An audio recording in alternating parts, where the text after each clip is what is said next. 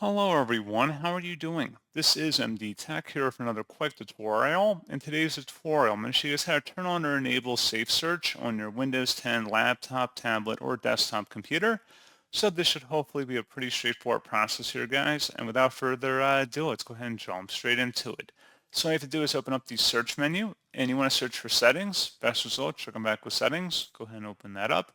And then you want to go down and select the search tile.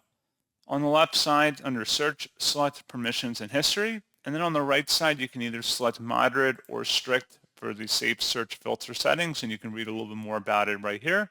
And that's all you have to do. So pretty straightforward process on that, guys. And as always, thank you for watching. I do hope that was able to help you out, and I do look forward to catching you all in the next tutorial. Goodbye.